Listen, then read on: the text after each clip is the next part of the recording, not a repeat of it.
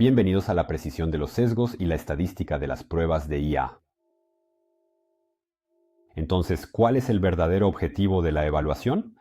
Realizamos pruebas técnicas en sistemas de IA y aprendizaje automático. Si has seguido los otros cursos de esta serie, seguramente ya conoces la respuesta. Aquí está. Debemos comenzar por lo que se llama algoritmos sociotécnicos o sistemas sociotécnicos.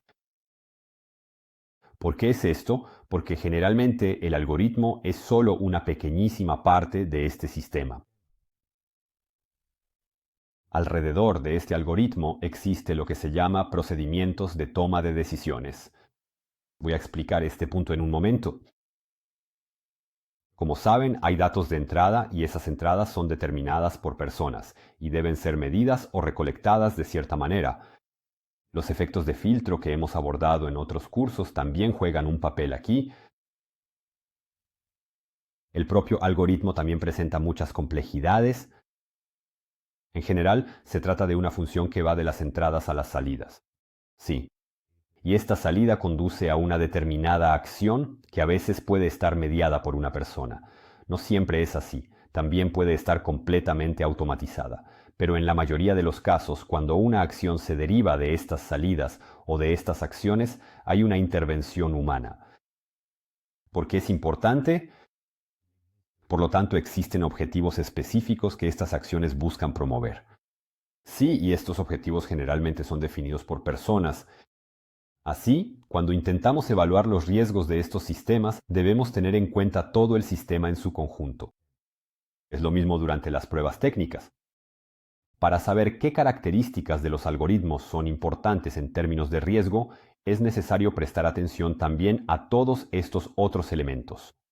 Así, existe un riesgo de daño a lo largo de todo este proceso. Y si ya has seguido nuestro curso sobre la evaluación de riesgos e impactos, sin duda recordarás lo que se llama el marco SEDA. El marco SEDA, es decir, CIIDA, corresponde a contexto, entrada, decisión, procedimiento y acción, comportamiento. El contexto de un algoritmo en realidad abarca todo lo que rodea a ese algoritmo. ¿Cuál es su objetivo? ¿Cuál es el entorno social y político que rodea a este algoritmo? ¿Quiénes son las partes interesadas?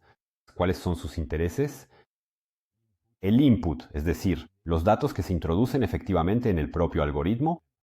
En otras palabras, ¿de qué tipo de datos se trata? ¿Y cómo se han recopilado? Durante la recopilación de estos datos o la medición de estas entradas, ¿qué tipo de efecto de filtrado puede producirse entonces? Luego está el propio algoritmo. Es ahí donde se toman las decisiones y se aplican los procedimientos. Procesa las entradas y produce salidas.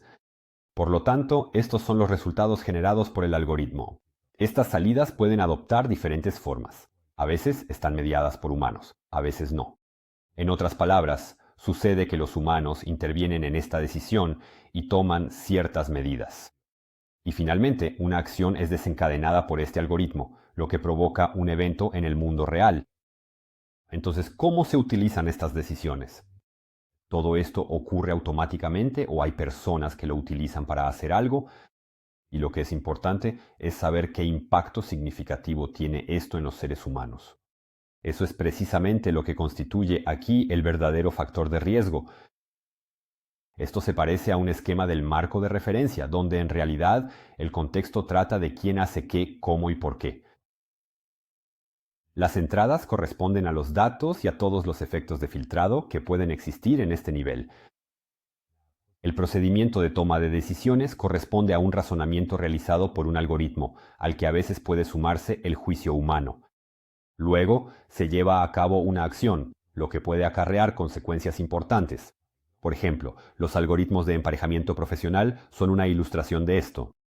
Para dar un ejemplo concreto, la publicación de ofertas de empleo o de información sobre puestos vacantes. Un público amplio podría constituir una situación de este tipo. Este algoritmo tiene como objetivo utilizar el currículum del candidato, así como otra información obtenida de él, para determinar si el candidato es adecuado para ese puesto. Este es el contexto en el que se utiliza este algoritmo. Los datos de entrada son muy variados. Entre ellos se encuentra el contenido del puesto, que probablemente esté redactado en lenguaje natural. El currículum también probablemente esté redactado en lenguaje natural. También puede tratarse de formularios que describen diferentes características como el número de años de experiencia o la cantidad de competencias que se poseen. Aquí existen varios efectos de filtrado, es decir, el acceso al algoritmo o a la propia plataforma puede estar restringido. Esto significa que, a veces, solo ciertas personas pueden acceder a ella. Puede haber problemas de acceso a Internet o, en algunas regiones, la velocidad de conexión no es suficiente para utilizar la plataforma de entrevistas. Esto genera, por lo tanto, efectos de filtrado. También puede ocurrir que algunas personas tengan conocimientos sobre el funcionamiento de los algoritmos, es decir, si los currículums de los candidatos no están optimizados para los algoritmos, corren el riesgo de ser descartados más fácilmente. El procedimiento de toma de decisiones en sí mismo tiene como objetivo encontrar al candidato ideal para el puesto. Por ejemplo, esto es solo un ejemplo, pero puede que los candidatos sean clasificados. En cualquier caso, el procedimiento de decisión buscará de una manera u otra identificar a la mejor persona para el puesto. Sí. Luego, la acción que sigue puede ser realizada por un humano como intermediario, o bien sí puede efectuarse automáticamente. Pero se trata de hacer que el candidato pase a la etapa de la entrevista. Esto es una especie de esquema narrativo y por lo general es lo que se recopila antes de abordar la evaluación de riesgos. Además, esto siempre se realiza antes de proceder a cualquier tipo de prueba técnica. Porque para captar realmente los puntos importantes que deben medirse o examinarse durante una evaluación de riesgos, es necesario comprender todo esto de manera mucho más detallada que lo que se presenta aquí.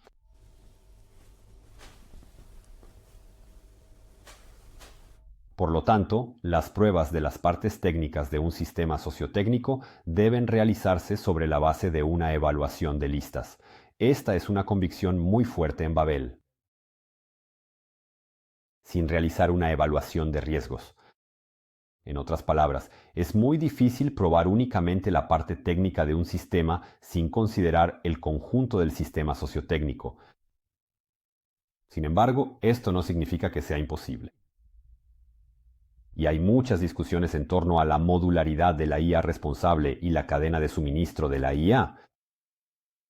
Además, es muy probable que en el futuro se implementen una gran variedad de pruebas técnicas basadas en riesgos. Un buen ejemplo de ello es la investigación Gender Shades. Cuando realizaron este estudio, no se centraron en un caso de uso particular. Era una característica de estos algoritmos que potencialmente podía ser utilizada posteriormente.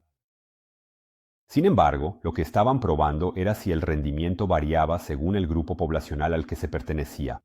En otras palabras, se trataba de un rendimiento discriminatorio. Y eso es claramente lo que llamamos un sesgo, que es precisamente el tema principal de este curso actual. Sabemos que los sesgos están relacionados con la posibilidad de discriminación, así que en ese sentido, las pruebas de sesgos pueden realizarse incluso sin una evaluación de riesgos. Sin embargo, es preferible tener en mente un caso de uso específico, porque lo que se debe probar puede variar considerablemente. Si conocemos el contexto en el que se utilizará este algoritmo específico, en qué momento y en qué lugar, pasemos ahora a una visión general de todas las entradas y salidas de estos algoritmos, así como del concepto de espacio de parámetros. En efecto, se trata de sistemas extremadamente complejos. Algunos de ellos están realmente diseñados de esta manera. Y para abordar esta complejidad de manera sistemática, se vuelve indispensable adoptar un enfoque basado en el espacio de parámetros.